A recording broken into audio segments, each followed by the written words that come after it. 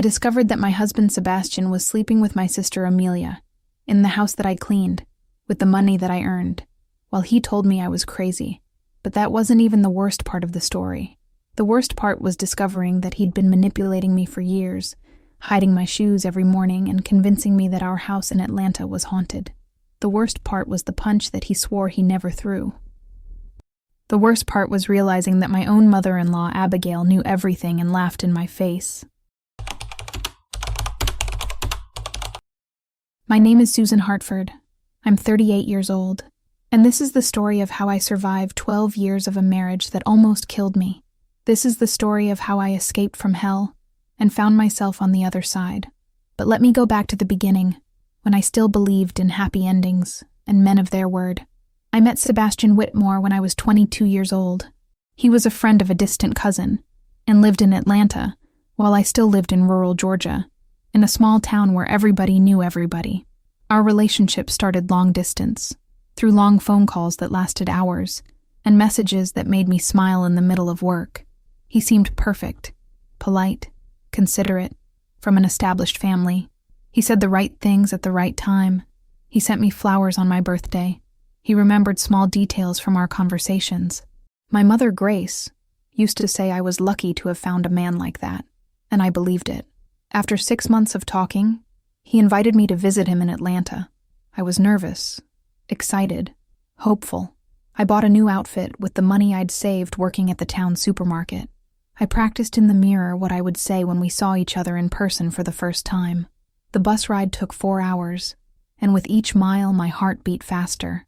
When I finally arrived, he was there at the station, holding flowers. He hugged me like he'd known me for years.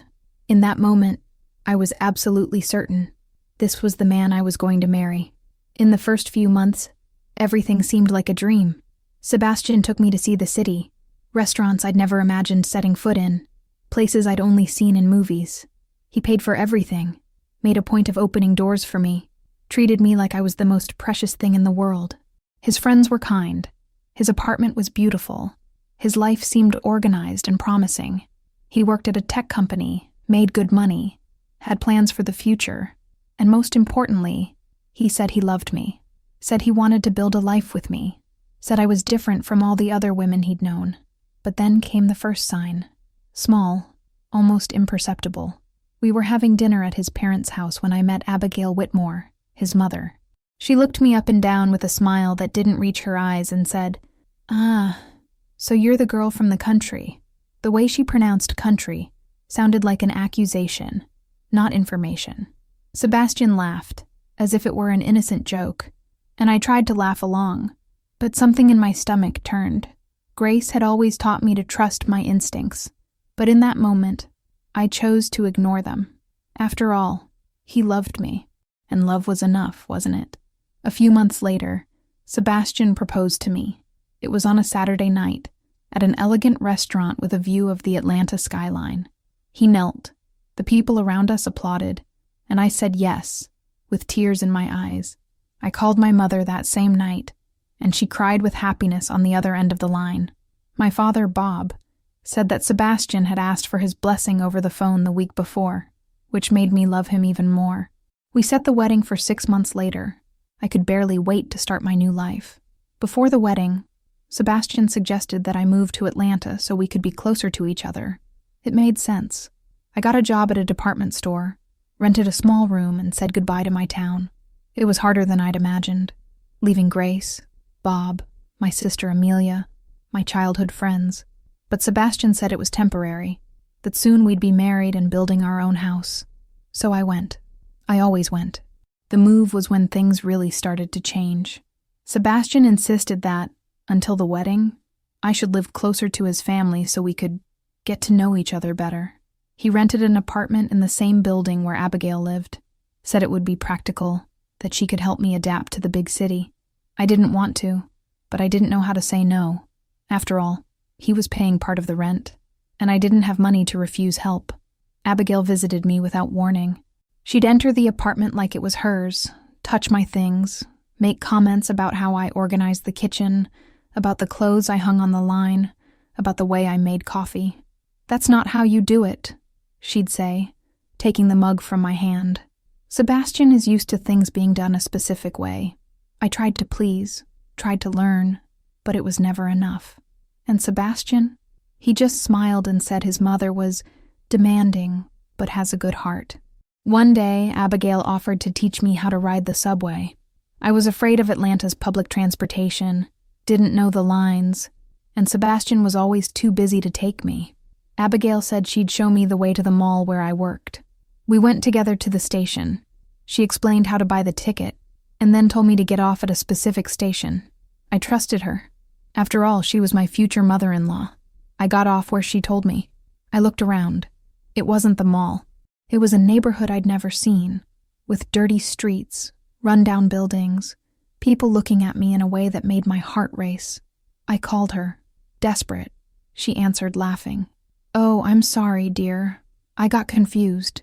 You know how to get back by yourself, right? After all, you're a grown woman." And she hung up. It took me 2 hours to find my way back. I arrived late to work, shaking, scared. I told Sebastian that night, expecting him to be furious with his mother, but he just sighed and said, "She must have really gotten confused. My mother wouldn't do that on purpose, Susan." And for the first time, I felt crazy. Like I'd imagined the malice in her laugh, like I was too sensitive, too dramatic, too country. The wedding happened on a sunny May afternoon. My family came from far away, filled the few chairs on my side of the church. Sebastian's side was packed. Big family, college friends, work colleagues. Abigail wore a white dress, almost the color of mine. She said she didn't have time to change. Sebastian said I was making a mountain out of a molehill. I smiled in the photos, cut the cake, danced the waltz, but something inside me was already starting to go quiet.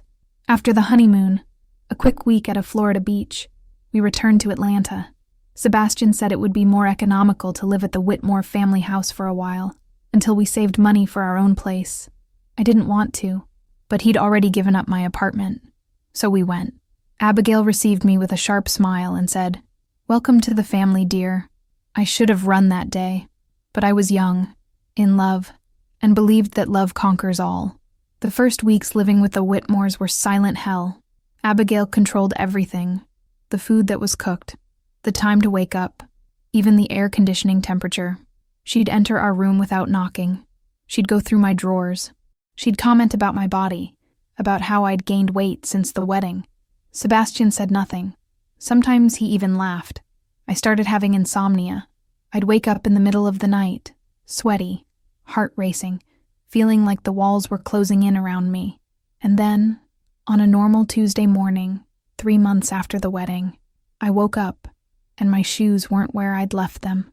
I searched the whole house, under the bed, inside the closet, in the laundry room, nothing.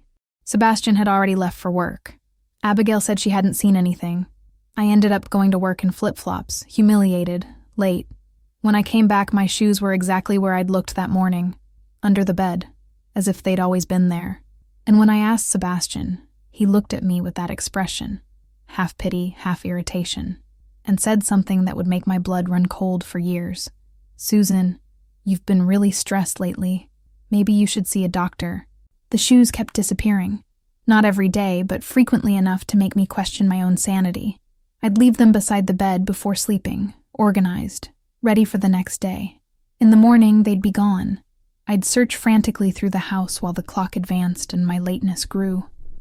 Sometimes I'd find them inside the laundry room closet, other times under the bathroom sink. Once, I found a pair inside the refrigerator, hidden behind the eggs. When I showed Sebastian, he frowned and said, "You must have put them there without realizing. Maybe you're sleepwalking." I didn't sleepwalk. At least I never had before.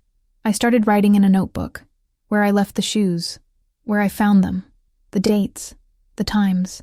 It seemed crazy, but I needed proof. I needed to be sure I wasn't going insane. The notebook disappeared a week later. I looked for days, never saw it again. When I asked if anyone had seen it, Abigail said I probably threw it away without meaning to. "You've been so distracted lately, dear," she whispered, with that smile that made me want to disappear. Sebastian started drinking more. It wasn't something new. He'd always liked a beer after work, a whiskey on weekends. But now it was 3-4 glasses every night. He'd come home smelling of alcohol, eyes glazed, voice louder than normal. Sometimes he'd hug me too hard, his fingers marking my skin. Other times he'd barely look at me. I tried to talk about it, carefully, choosing the right words. "You've been drinking a lot lately," I'd say, my voice small. He'd explode. "Can't you stand to see me relax? I work all day to support this house and you're policing me?" My body started to change. I gained 30 pounds in the first 6 months of marriage. I stopped looking at myself in the mirror. My clothes got tight, uncomfortable. Abigail loved to comment, "Careful with those sweets, Susan. Sebastian has always preferred women who are more in shape." I ate less, but kept gaining weight. Later, a therapist would explain to me that it was cortisol, the stress hormone, but at that moment, I just felt ugly, inadequate, unworthy of his love. One night, Sebastian came home late. It was almost 2 a.m. when I heard the key turning in the lock. I was awake, as always, with that insomnia that had become my constant companion. He entered the room stumbling, taking off his shirt. A strange perfume invaded the air. Sweet, floral, definitely not mine. "Whose perfume is that?" I asked, my voice trembling. He looked at me like I was a stranger. "What perfume?" "You're imagining things again, Susan. Go to sleep." But I wasn't imagining it. The smell was there, real, undeniable. I grabbed his shirt the next day when he was in the shower and smelled it again. The perfume was gone. Washed? I didn't know, but doubt had planted itself in my chest and was starting to grow like a weed, taking all the space where trust used to be. I started checking his phone. Not proudly. I hated becoming that kind of woman. But the anxiety was stronger than the shame. I'd wait for him to fall asleep, grab the cell phone with trembling hands, try to guess the password. Wrong. Try again. Wrong. One night I got it right. It was our wedding date. My heart raced when the screen unlocked. Messages. So many messages. But nothing obviously incriminating. Work conversations. Jokes with friends. Nothing with female names I didn't know. I sighed with relief. Until I saw the deleted messages. Dozens of them. From numbers without saved names. All erased. I tried to recover the deleted messages, but didn't know how. I searched on Google, watched tutorials, but needed programs I didn't have. Sebastian woke up and caught me with the phone in my hand. The silence that followed was louder than any scream. "You're going through my cell phone?" he asked, his voice dangerously calm. "Sebastian, the deleted messages. I just wanted—" He snatched the phone from my hand. "You're paranoid, Susan. This isn't normal. You need help." In the following days, he changed all his passwords. Phone, computer, even the Wi-Fi password. Said it was for security, that he had confidential work information. But I knew. It was to keep me away, to keep me in the dark. And it worked. I felt more isolated than ever, living in a house where everyone knew more about my life than I did myself. My mother called every week. "How are you, dear?" Grace would ask, her voice full of love and concern. I lied. "I'm fine, Mom. Everything's great." Because how would I explain?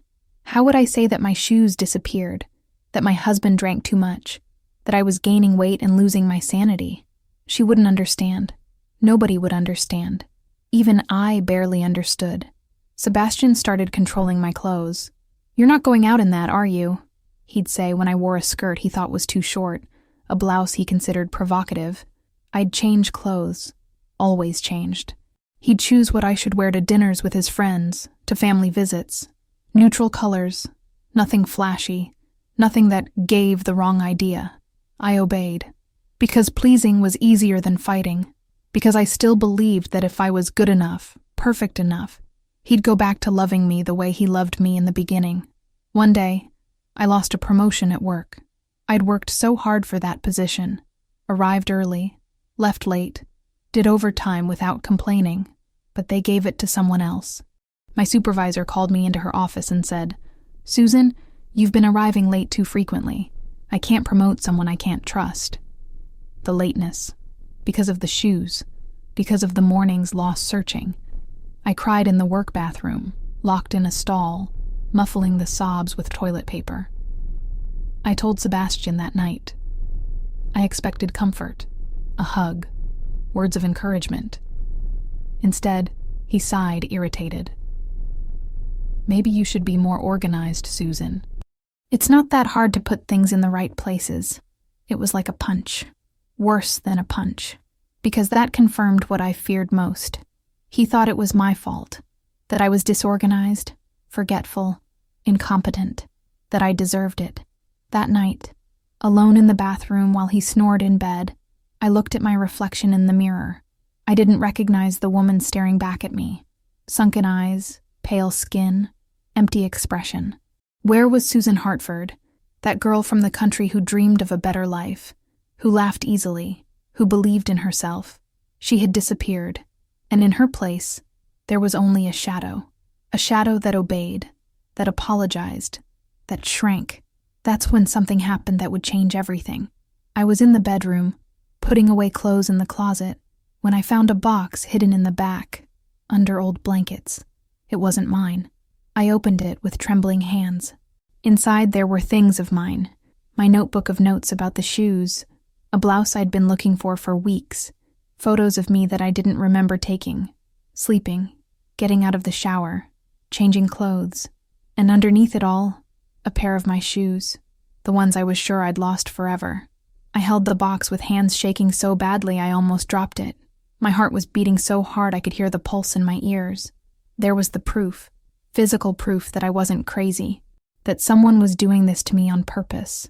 Photographs of me in intimate, vulnerable moments. My belongings hidden. Everything planned, deliberate, cruel.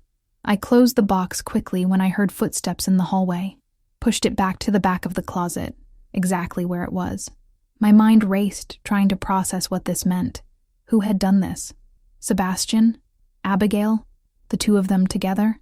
That night, I faked normalcy during dinner, chewed food that had no taste, smiled when they expected me to smile, cleared the table like I always did. But inside, I was on fire. Anger, fear, confusion, all mixed in a toxic cocktail that burned my throat. When Sebastian went to take a shower, I ran back to the bedroom, opened the closet. The box was gone. I searched frantically, throwing blankets everywhere, searching every corner. Nothing, as if it had never existed. Sebastian came out of the bathroom with a towel around his waist and found me on my knees on the floor, surrounded by scattered clothes. "What are you doing?" he asked, his voice strangely calm. I stood up, my legs barely supporting me. There was a box here, with my things, photos. Did you see it? He looked at me with that expression I'd learned to hate, pity mixed with impatience. "Susan, there was no box. Are you having hallucinations now?" Hallucinations. The word hung in the air like poison. I started having panic attacks. The first one happened at work, in front of everyone. I was organizing clothes on a rack, when suddenly I couldn't breathe. The air just wouldn't go in. The walls spun. The floor moved under my feet. I grabbed onto the rack, but it tipped over, scattering clothes everywhere.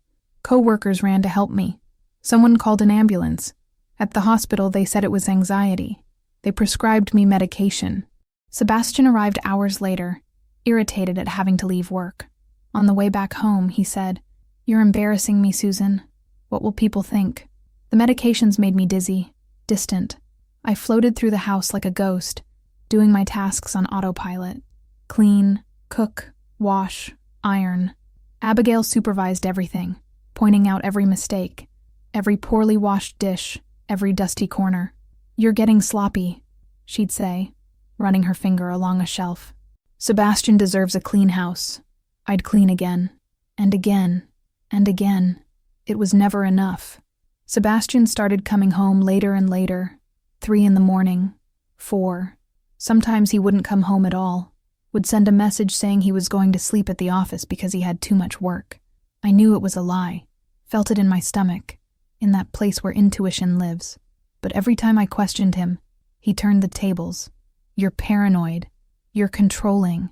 You're sick, Susan." And part of me started to believe it. I stopped leaving the house on my days off. The anxiety was too great. What if I had another panic attack in public? What if I collapsed on the street like I'd collapsed at work? It was safer to stay. Safer to remain between those four walls that suffocated me. My friends stopped calling. My sister Amelia asked when I was going to visit them in the country, and I always had an excuse. I'm busy. Sebastian needs me here. Soon we'll go. But we never went.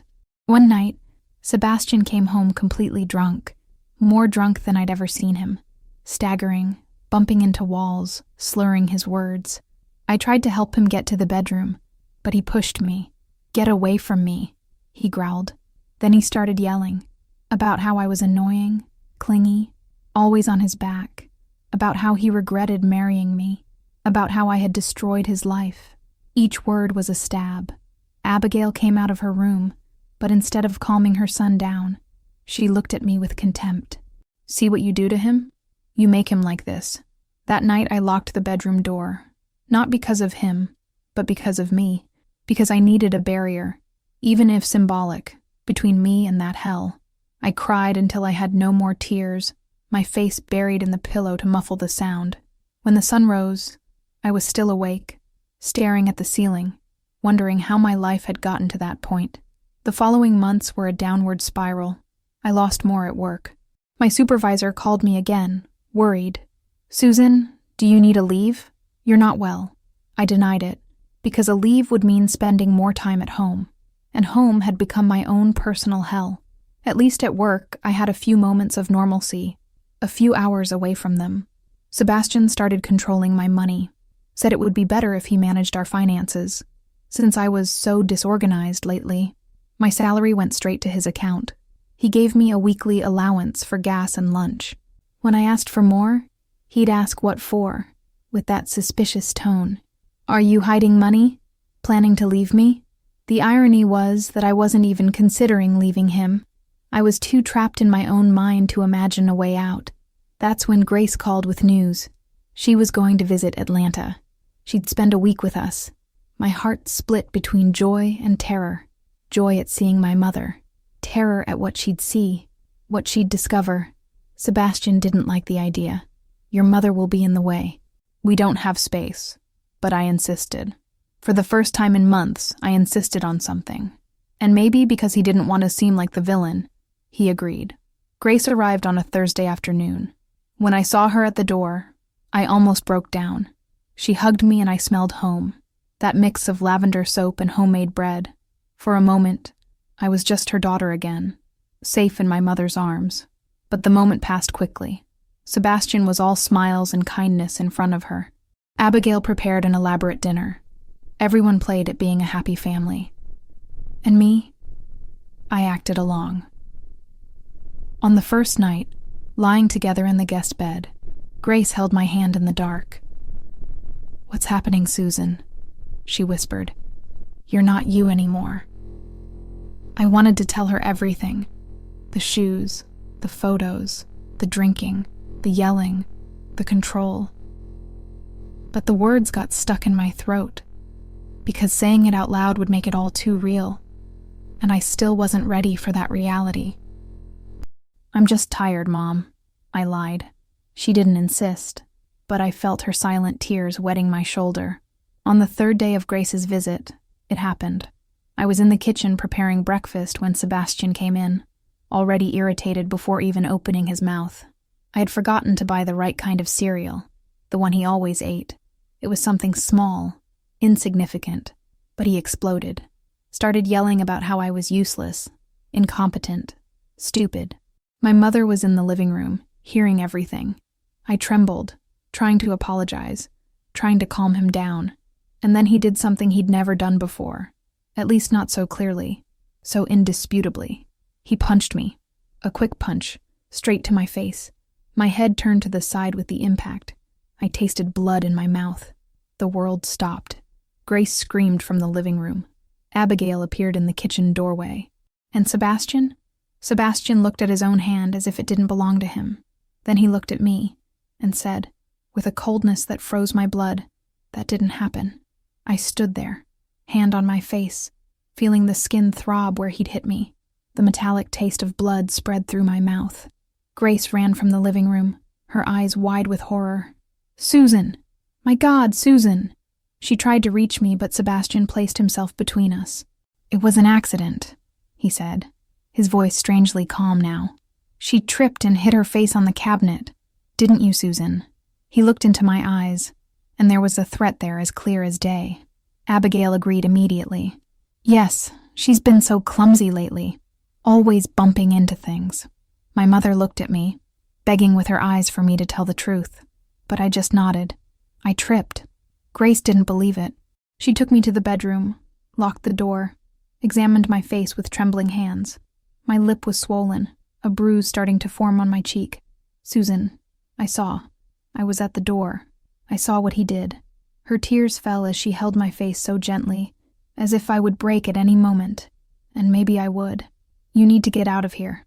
Now, today. Pack your bags and let's go." But I couldn't. Couldn't explain why, but it was as if my feet were stuck to the floor. "Mom, please." "It was an accident. He was stressed. It won't happen again." She stayed with me for 2 more days, refusing to leave me alone. Sebastian was a perfect gentleman during that time. Brought ice for my face, apologized profusely, bought flowers. "I don't know what came over me," he'd say, with tears in his eyes. "I'll never hurt you again. I swear to God." And part of me wanted to believe it, because accepting that it would happen again meant accepting that my life was completely out of control. Grace went back home on a Sunday morning. Before getting into the taxi, she held my face with both hands. "Susan Hartford, you've always been the strongest girl I've known. Don't let this man destroy who you are. Please."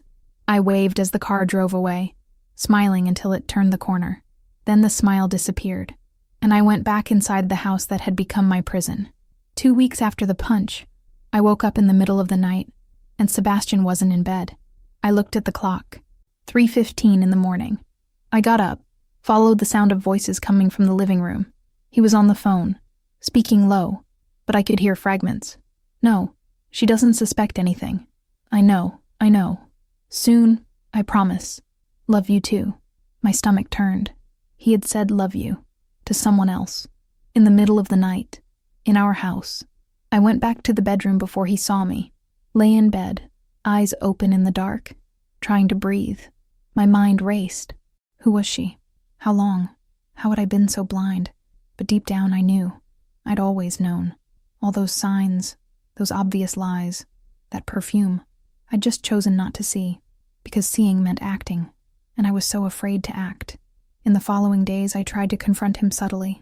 "Sebastian, you seem distant. Sebastian, we need to talk about us. Sebastian, I feel like you don't love me anymore." Each attempt was met with denial, anger, or gaslighting. "You're being dramatic. You're paranoid again. Maybe you need to increase your medication dose." And each time I shrank a little more. My work started suffering seriously. I'd arrive late because Sebastian would hide the car keys. I'd miss days because I'd wake up and simply couldn't get out of bed, depression weighing like cement on my body. I'd forget important tasks because my mind was always somewhere else, trying to understand the puzzle of my own life. My supervisor called me again. "Susan, I like you.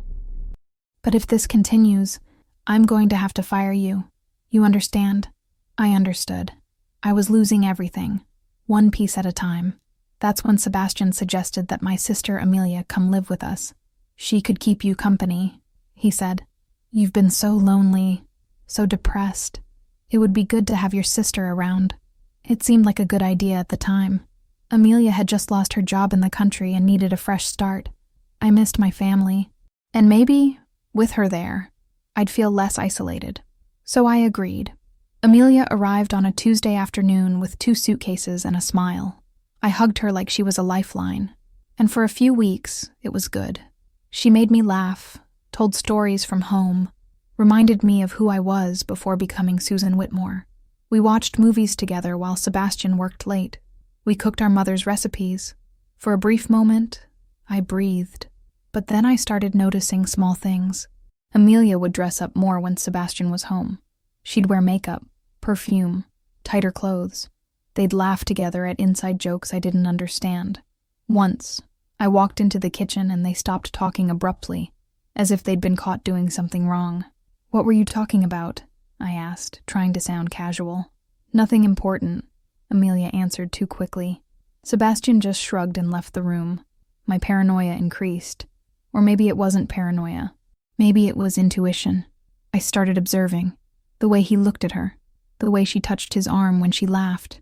How they found excuses to be alone. "I'm going to take Amelia to see the city," Sebastian would say. "I'm going to teach Sebastian how to make that dish he likes," Amelia would announce. And I'd be left behind, the stranger in my own house. One night I woke up, and neither Sebastian nor Amelia were in their beds. My heart raced. I walked through the house in the dark, each step heavier than the last. I reached the basement door, a place we rarely used, where Sebastian kept tools and old boxes. There was light down there. I went down the stairs slowly, each step creaking under my feet, and then I heard it. Moans, whispers, the unmistakable sound of two people who didn't want to be discovered. I stood there, in the middle of the staircase, unable to go down further, unable to go up. My whole body trembled. Part of me wanted to scream, confront, destroy. Another part just wanted to disappear, evaporate, cease to exist. I went up the stairs in silence, went back to the bedroom, lay in bed, and I stayed there, eyes open, watching the ceiling spin, while my husband cheated on me with my own sister downstairs. I didn't sleep that night, or the next, or the one after. I spent 3 days awake, functioning on autopilot, waiting for someone to say something, admit something, but they just continued with their lives, laughing, talking, acting like nothing had happened. And me? I continued cleaning the house, cooking the meals, washing their clothes, because I didn't know how to do anything else, because I'd forgotten how to be anything besides obedient. It was around this time that I started having thoughts. Dark thoughts that scared me. Would it be easier to just not be here anymore? Would it be easier if I just closed my eyes and didn't wake up? I'd look at the bottle of pills in the bathroom and wonder how many would be enough. I'd stand at the edge of the subway platform and feel the temptation to take just one step forward. I'd drive on the highway and think about just turning the wheel and ending it all. I didn't tell anyone about these thoughts, because admitting them would be admitting defeat, would be confirming that Sebastian was right, that I was weak, that I was crazy, that I was the problem. So I kept everything inside, letting it rot, letting it consume me from the inside out. I stopped eating. I stopped sleeping. I stopped feeling anything besides a deep and constant emptiness. And then, on an ordinary Thursday, what finally broke me completely happened. I came home from work early. I'd been sent home because I almost fainted from exhaustion. I opened the door silently, planning to just go upstairs and sleep, but I heard voices coming from my bedroom. From my bedroom, I went up the stairs, each step heavier than lead. The door was ajar, and through the crack, I saw Sebastian and Amelia, in my bed, in my sheets, in the place where I should be safe. I didn't scream. I didn't cry. I didn't do anything. I just closed the door silently and went down the stairs like a robot, grabbed the car keys, got in, and drove. Didn't know where I was going, just drove. My eyes blurred, hands shaking on the wheel, breath coming out in small, suffocated gasps. I ended up in an empty parking lot of a closed supermarket, turned off the engine, and there, alone in that car, I finally fell apart. Violent sobs shook my body. Sounds I didn't know I was capable of making came from my throat. I hit the steering wheel, screamed until my voice went hoarse. I cried until I had no more tears. And when I finished, there was only empty silence and the absolute certainty of one thing. Either I got out of that situation now, or I died there. I called my mother. It was almost 11 at night, but she answered on the second ring, her voice immediately alert. "Susan, what happened?" I could barely speak between the sobs, words coming out jumbled, nonsensical. "Mom, Sebastian, Amelia, in my bed. I can't take it anymore. I want to die." There was silence on the other end. Then Grace's voice, firm as steel. "No, you're not going to die. You're going to survive. Listen to me, Susan. You're going to go back to that house. You're going to lock the guest room door And you're going to spend the night there. Tomorrow morning, you're going to look for a therapist. I'll send money. And you're going to fight for your life. You hear me? You're going to fight. I did what she told me. Went back home silently. Sebastian and Amelia were in the living room, watching TV as if nothing had happened. He didn't even ask where I'd been. I went straight upstairs to the guest room, locked the door, pushed a chair against the doorknob, lay on the bed fully dressed, and for the first time in weeks, I slept. A deep, exhausted sleep, the kind that comes after a battle. The next morning, I called my doctor and asked for a therapist recommendation. She gave me the contact for Dr. Helen Rodriguez, a psychologist specialized in trauma and abusive relationships. I made an appointment for that same afternoon, using the excuse of a routine medical appointment. Sebastian didn't even ask for details. He was too busy on the phone, laughing softly, probably talking to one of his women. Dr. Helen's office was in a discreet building in downtown Atlanta. The waiting room had light blue walls and smelled like lavender.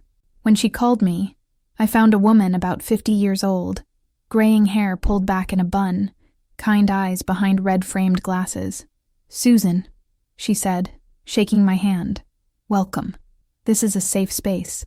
And something in those simple words made my defenses crumble. I told her everything. Everything. The shoes, the photos, the drinking, the punch, the betrayal, Amelia, the suicidal thoughts. The words poured out like a dam that had finally burst. She listened without interrupting, taking notes occasionally, her eyes never leaving mine. When I finished, exhausted, she put down her pen. "Susan, you're in an abusive relationship. What you described isn't a difficult marriage. It's systematic abuse, psychological and physical. And you need to know, none of this is your fault. None of this is your fault." Those words echoed in my head for days. I had spent so much time believing I was the problem. Too sensitive, too paranoid, too dramatic. But for the first time, someone was telling me no, that the problem wasn't me. It was him. It was Abigail. It was the system of control and manipulation they'd built around me. Dr. Helen gave me material to read about gaslighting, emotional abuse, the cycle of violence. Each page was like looking in a mirror and finally recognizing my own reflection. I started going to therapy twice a week. Sebastian complained about the cost, but I didn't give in. "It's covered by insurance," I lied. Actually, my mother was paying. Grace had started depositing money into an account she opened in my name, in secret. "For when you're ready to leave," she'd say. Not if, but when. With each session, Dr. Helen helped me deconstruct years of manipulation to separate reality from the lies that had been planted in my mind. But leaving wasn't simple. Dr. Helen was clear about that. "Leaving an abusive relationship is the moment of greatest danger," she explained. "You need to plan carefully.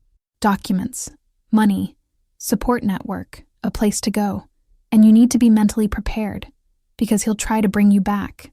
I started preparing in secret, made copies of important documents, birth certificate, driver's license, car documents, hid them in an envelope in my desk drawer at work. At home, I acted, went back to sleeping in the bedroom with Sebastian, although physical contact made me nauseous, smiled when they expected me to smile, cooked, cleaned, obeyed. But inside, something had changed. I was waking up, slowly, painfully, but waking up. I started observing instead of just accepting. I noticed patterns. His lies had lies. Amelia's absences coincided with his. The way Abigail knew things that happened between us before I even told her. One afternoon, coming back from therapy, I stopped at the public library, used the computer there to create a new email that Sebastian didn't know about. Started researching women's shelters, legal resources, support groups, wrote everything down in a notebook I hid in the car's glove compartment. Each small action was a step toward freedom. Small, but real. Sebastian started noticing something had changed. I didn't cry anymore when he yelled, didn't apologize profusely for small mistakes, didn't beg for his attention. This confused him, and confusion made him more aggressive. "What's happening with you?" he asked one night, cornering me in the kitchen. "You're different." I kept my voice calm. "I'm just trying to be better." He looked at me with suspicion, but had no proof of anything, because I'd learned from him, had learned to hide, to lie, to keep secrets. Amelia noticed too. She tried to get closer to me again, as if nothing had happened. Susan, you've been so distant. Did something happen? I looked at my sister, the person I'd shared a room with in childhood, who had braided my hair, who had taught me to ride a bike, and I felt nothing. The betrayal had killed any love I had for her. I'm fine, Amelia, I answered, my voice empty, just tired. She didn't insist, probably was relieved. Dr. Helen asked me a question in one of the sessions. Susan, what's keeping you from leaving now? What's keeping you trapped? I thought for a long time. Was it fear? Yes. Was it shame? Yes. Was it lack of money? Partially. But there was something else. Something I had difficulty admitting. It was hope. Irrational, ridiculous hope that he'd change. That he'd wake up one day and be the man I'd met at the beginning. That all of this was just a bad phase. I still love him, I whispered, the words hurting as they came out. Dr. Helen nodded with understanding. Love and abuse can coexist, Susan, and that's what makes it so hard to leave. But the universe has strange ways of forcing us to act. 3 months after starting therapy, I discovered something that would change everything. I was looking for a cell phone charger in Sebastian's desk drawer when I found documents. Bank statements from an account I didn't know about. Printed emails from conversations with lawyers. He was planning to leave me. More than that, he was planning to leave me with nothing. The documents showed money transfers, properties put only in his name, strategies to minimize losses in divorce. My hands trembled holding those papers. He was planning to discard me like trash, making sure I'd be left with nothing. Meanwhile, I was still acting the dedicated wife, cooking his meals, washing his clothes. The anger I felt was different from anything I'd felt before. It wasn't despair. It was fury. Cold, calculated fury. If he was planning to destroy me, I wasn't going to let it happen without a fight. I photographed all the documents with my cell phone, sent them to the secret email, put everything back exactly where it was. And when Sebastian came home that night, I smiled and served dinner as always. But inside, I was at war, and for the first time in years, I felt like I had a chance to win. That night, after everyone went to sleep, I sat in the kitchen in the dark with a cup of tea. I thought about everything that had happened. Thought about the girl from the country who had come to Atlanta full of dreams. Thought about the broken woman I'd become. And thought about the woman I was becoming now. Stronger, smarter, more determined. The journey wasn't over yet, but for the first time, I could see the light at the end of the tunnel. And I was walking toward it, one painful step at a time. But then the kitchen door opened, and Sebastian was there, looking at me in the dark, and in his hands was my unlocked cell phone, showing the photos of his documents. The silence between us was deafening. Sebastian held my cell phone, the screen illuminating his face in the darkness of the kitchen. His eyes went from confusion to comprehension, and then to something that made me freeze, pure rage. "What is this?" he asked, his voice dangerously low. My heart was beating so hard I could hear it in my ears, but something inside me refused to shrink this time.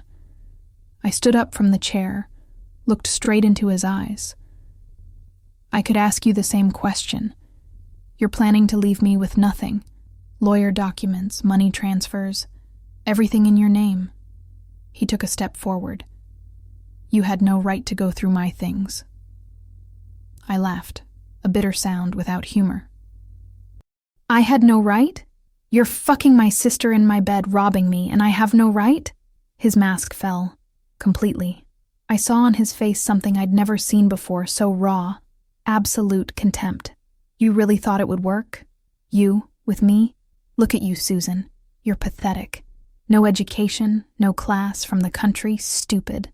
I married you because I thought you'd be grateful, submissive, but you turned into this depressive, paranoid thing. Dead weight."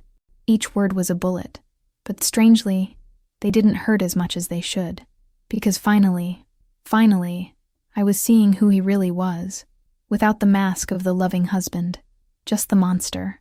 Abigail appeared in the kitchen doorway, in her silk robe. "What's happening here?" Sebastian turned to her, still holding my cell phone. She was spying, photographed private documents. Abigail looked at me with that familiar disdain. You've always been a sneaky thing, haven't you? Pretending to be the perfect wife when all along you were planning something. I looked between the two, mother and son, united against me, like they'd always been. Planning? You spent years systematically destroying me, hiding my things, making me think I was crazy. And you, I looked at Sebastian, brought my own sister into this house so you could fuck her under my nose. Amelia appeared in the hallway, attracted by the voices. When our eyes met, she had the decency to look ashamed, but only for a moment. Susan, I can explain. I raised my hand, cutting her off. No, you can't. There is no explanation. You're my sister. My sister. My voice broke on the last word, and I hated that. Hated that they could still make me feel anything. Sebastian put his arm around Amelia's shoulders. A possessive gesture. Deliberate. Things happen, Susan. You can't control who someone falls in love with. Falls in love. As if it were some epic romance. Not calculated betrayal. Something inside me broke. It wasn't collapse. It was release. I started laughing. Genuine laughter that came from deep in my belly. They looked at me like I'd finally gone crazy. You think I care? You think I want to stay with you? I looked at Sebastian. You can have each other. Amelia, you want a prize. A manipulative, violent, alcoholic man who'll do to you exactly what he did to me. Good luck. I started walking toward the stairs. Sebastian blocked my path. You're not going anywhere. You signed a prenup. You leave here with nothing. I smiled. No, I didn't sign it. Your lawyer sent it to me by email, remember? But I never returned it signed. You were too drunk at the time to notice you forged my signature yourself. I saw the blood drain from his face. Abigail squeezed his arm. Sebastian, is this true? He didn't answer, which was answer enough. Besides, I continued, feeling power in my words for the first time, I have proof of everything. The deleted messages I recovered, photos of you and Amelia, your financial fraud documents. So you have two options. Let me leave in peace with half of everything, like the law says, or I'll turn this hell upside down and destroy you in the process. It was a bluff. Partially. I had some proof, but not as much as I let on. But I'd learned from the best. Sebastian had taught me to lie, to manipulate, to play dirty. Now I was just using his own weapons. He looked at me for a long moment, calculating, evaluating. Then he stepped aside. You're going to regret this. I walked past him, my head held high. No, the only thing I regret is not leaving sooner. I went up to the guest room, locked the door, and finally let the tears fall. But they were different now. They weren't tears of despair. They were tears of relief, of exhaustion, of nascent freedom. I called Dr. Helen. Didn't care that it was 2 a.m. She answered, her voice sleepy but immediately alert. Susan? I told her everything between sobs. You did right, she said firmly. Now you need to get out of that house. Today. Don't wait. Men like Sebastian are most dangerous when they lose control. She was right. I knew that. I called Grace. She also answered immediately, as if she'd been waiting. Mom, I need to leave. Now. I'm coming, she said without hesitation. Stay locked in the room until I get there. I'm bringing Bob and my brothers. Nobody's going to hurt you. I heard movement outside the door. Heavy footsteps. Whispers. I pushed the dresser against the door, sat on the floor, hugging my knees, and waited. Every minute seemed like an hour. Sebastian knocked on the door once. Susan, open up. We need to talk like adults. I didn't answer. He knocked harder. Susan! Silence. Eventually, the footsteps went away. Grace arrived when the sun was rising, with Bob and my 2 uncles. I heard the doorbell, loud voices downstairs, then my mother's voice. Susan! I opened the door, and there she was, my small mother from the country, facing Sebastian in the hallway with a maternal fury that could move mountains. You're going to step away from my daughter. Now. Bob was beside her, and my uncles blocked Sebastian from any movement toward me.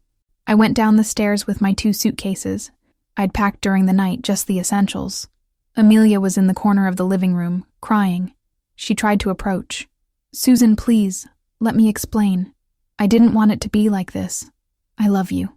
I stopped, looked at her for the last time. No, you don't love. People who love don't do this. You're dead to me, Amelia. Completely dead. I saw something break in her eyes, but I felt no satisfaction, just emptiness. Abigail sat on the couch, arms crossed, hard face. Didn't say a word. Neither did I. Sebastian stood at the door while I left. "You'll come back," he said. Not a threat, but a confident statement. "They always come back. You have nobody but me." I turned, looked at him for the last time. "Watch me."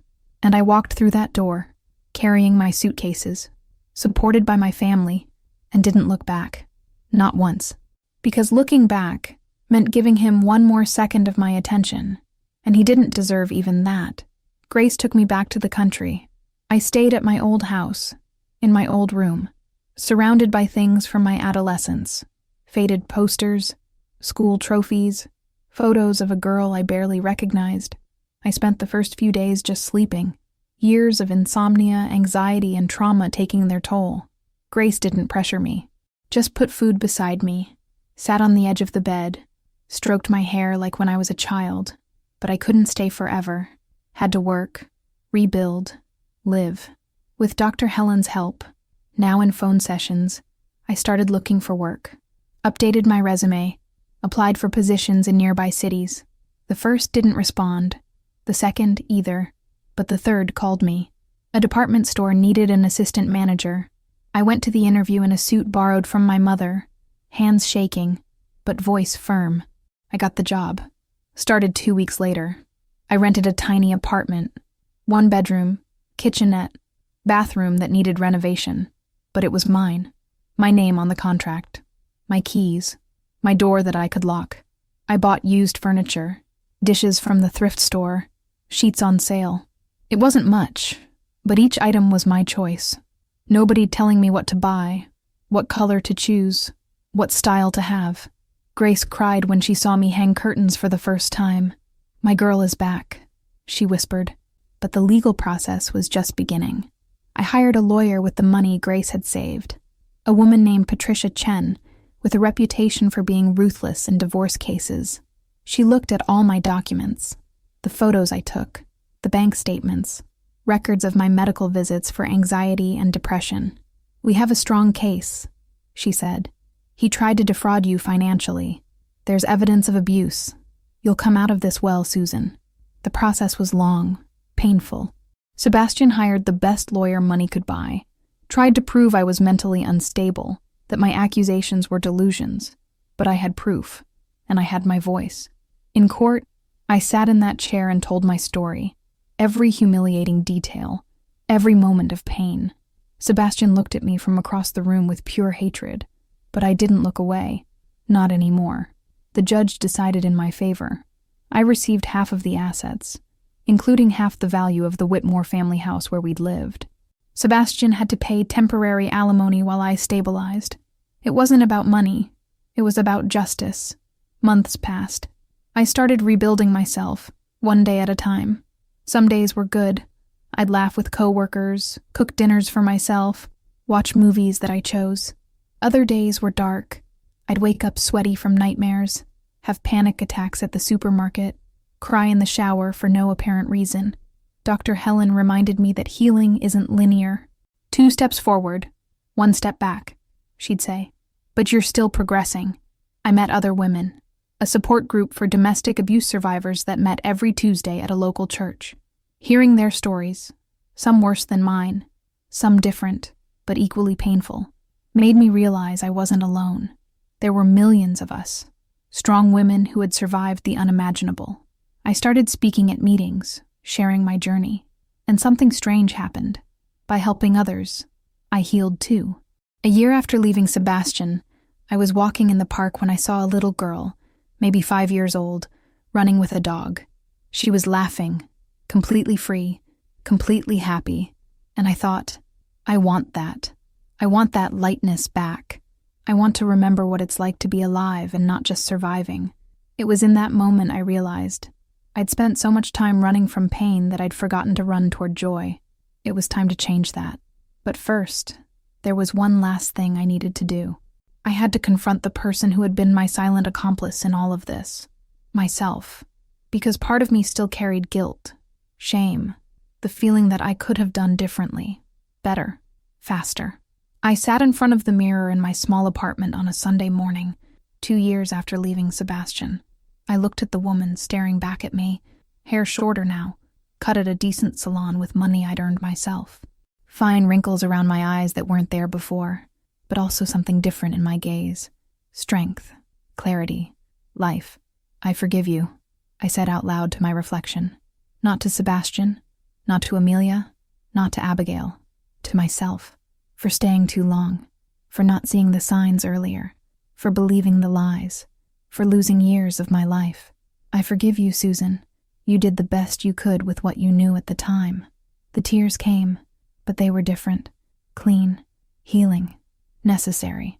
I cried for that 22-year-old girl who came by bus to Atlanta with a heart full of dreams. I cried for the woman who had become so small, so erased, that she almost disappeared completely. And I cried for the woman looking at me now in the mirror. Survivor, warrior, reborn.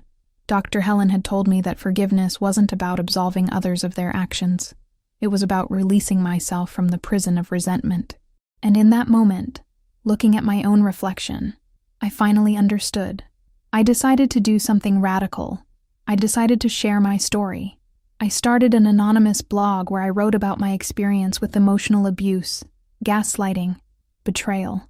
Didn't use real names, but told every painful detail. The hidden shoes, the secret photos, the punch that didn't happen. My sister in my bed. I hoped maybe a few people would read. Maybe someone would identify. What happened shocked me. In 1 week, I had thousands of views, hundreds of comments from women and some men saying, "This is me. I thought I was alone. Thank you for putting into words what I couldn't explain." Private messages started arriving, women telling me their own stories, asking for advice, asking how I had the courage to leave. I answered each one. Sometimes I'd stay up late at night, typing careful responses, offering resources, sharing shelter numbers and support lines. I wasn't a therapist, didn't pretend to have all the answers, but I had something valuable, lived experience, and sometimes that's what matters most. Knowing that someone went through it and survived, that there's life on the other side. 3 years after leaving Sebastian, I met someone. I wasn't looking, had made peace with the idea of being alone for a long time, maybe forever. But Brandon Cole appeared in my life unexpectedly. He was a co-worker of a friend, came to a Memorial Day barbecue she organized. Tall, brown hair, easy smile, but what caught my attention was how he treated everyone with genuine kindness. He helped organize chairs, asked someone's dog's name and actually remembered, laughed sincerely at bad jokes. We talked for hours at that barbecue. He told me about his work as an elementary school teacher, about how he'd lost his father young to cancer, about his love for camping and hiking. He asked about me with real interest, not that superficial kind of question just waiting for his turn to talk. And when I said I was divorced, he didn't run from the subject or press for details, just said, "Relationships are complicated. I hope you're in a better place now." And I was. I really was. We started slowly, very slowly. Brandon respected every boundary I set. When I said I didn't want to give my address yet, he suggested we always meet in public places. When I panicked the first time he raised his voice, not at me, but yelling at the football game on TV, he immediately noticed my reaction, turned off the TV, apologized. "I didn't know that bothered you. Thank you for telling me. It won't happen again around you." And it didn't. He proved with actions, not just words, that he was different. It took a year before I told him the whole story. We were sitting on his apartment deck on a summer night, listening to crickets, drinking iced tea, and the words just started coming out. The shoes, the gaslighting, Sebastian, Abigail, Amelia, everything. Brandon didn't interrupt, didn't judge, didn't try to fix or minimize. When I finished, he just held my hand and said, "Thank you for trusting me with this. And just to be clear, none of this was your fault. You're amazing for getting out, for surviving." That night, I knew. I knew it was safe to love again. We got married 2 years later, in a small, intimate ceremony in the same park where I'd had that epiphany about running toward joy. Grace cried happily the whole time. Bob walked me down the aisle, although there wasn't really an aisle, just a flower arch under a tree. I invited only people who truly loved me, supported me, believed in me. Sebastian wasn't even a thought. Amelia wasn't invited. My new beginning had no room for that toxic past. Brandon and I built a life based on respect, communication, and real partnership. He never told me what to wear, never controlled my money, never made me question my own sanity. When we disagreed, because healthy couples disagree, we talked. Used words, not yelling. Sought compromise, not domination. It was so different, so new, that sometimes I'd catch myself waiting for the other shoe to drop. But Dr. Helen, who I still saw occasionally for maintenance, reminded me, not every man is Sebastian. Not every relationship is war. You deserve peace, Susan. Accept it. We had children. First a girl we named Lily, and the name wasn't coincidental. Lilies grow even in murky waters, and I wanted my daughter to know that beauty can bloom even after trauma. Then came 2 boys, Jacob and Noah. My house filled with noise, mess, laughter, life, real life, chaotic, imperfect, beautiful. I raised my children differently. Lily grew up knowing that no, she didn't have to hug anyone if she didn't want to, that her body was hers, that her voice mattered. I taught my boys about consent, respect, how to express emotions in healthy ways. I expanded my blog into a podcast called From the Other Side. I interviewed survivors of abusive relationships, trauma experts, lawyers specializing in domestic violence. The podcast grew more than I imagined. Thousands of downloads per episode. Women stopping me at the supermarket saying, "Your voice gave me courage to leave." That was surreal and humbling at the same time. My pain, my darkest story, was helping people, was creating light for others who were still in darkness.